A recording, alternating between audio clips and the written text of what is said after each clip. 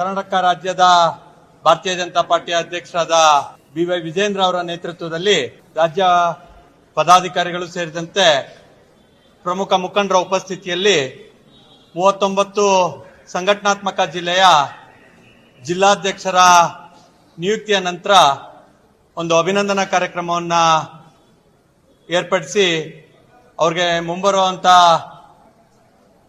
ಸವಾಲುಗಳ ಬಗ್ಗೆ, ಸಂಘಟನಾತ್ಮಕ ಚಟುವಟಿಕೆಗಳ ಬಗ್ಗೆ, ಯಾವ ರೀತಿಯಾಗಿ ಪಕ್ಷದ ಸಂಘಟನೆ ಆಗಬೇಕು ಅನ್ನೋದ್ರ ಬಗ್ಗೆ ವಿಸ್ತಾರವಾಗಿ ಚರ್ಚೆಯನ್ನ ಮಾಡಿ ರಾಜ್ಯಾಧ್ಯಕ್ಷರು ನಿರ್ದೇಶನವನ್ನ ಕೊಟ್ಟಿದ್ದಾರೆ.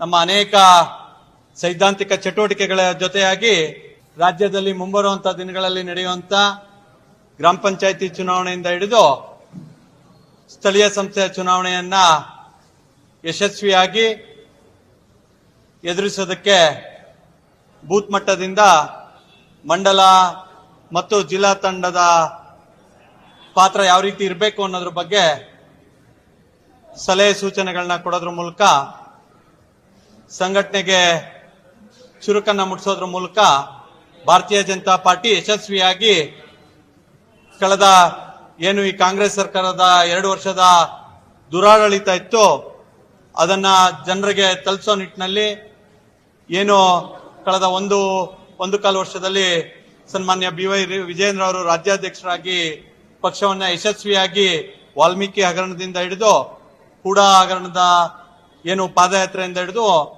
ಕಳೆದ ತಿಂಗಳು ನಡೆದಂತ ಜನಾಕ್ರೋಶ ಯಾತ್ರೆಯ ಮೂಲಕ ಏನು ಸರ್ಕಾರದ ವೈಫಲ್ಯವನ್ನ ಜನಸಾಮಾನ್ಯರಿಗೆ ಯಶಸ್ವಿಯಾಗಿ ತಲುಪಿಸೋದ್ರ ಮುಖೇನ ಪಕ್ಷವನ್ನ ಬೇರು ಮಟ್ಟದಿಂದ ಸಂಘಟನೆಯನ್ನ ಮಾಡ್ತಿದ್ವಿ. ಅದು ಇನ್ನಷ್ಟು ಹೆಚ್ಚು ವೇಗವನ್ನ ಪಡಿಬೇಕು ಅನ್ನೋದನ್ನ ಅವರು ಆಶೆಯನ್ನು ವ್ಯಕ್ತಪಡಿಸಿದ್ದಾರೆ. ಆ ನಿಟ್ಟಿನಲ್ಲಿ ಎಲ್ಲಾ ಜಿಲ್ಲಾಧ್ಯಕ್ಷರುಗಳು ಕಾರ್ಯೋನ್ಮುಖರಾಗುವಂತ ಮುಂದಿನ ದಿನಗಳಲ್ಲಿ ಜೋಡಿಸ್ಕೊಳ್ಳುವಂತ ಕೆಲಸವನ್ನ ಮಾಡ್ತಾರೆ.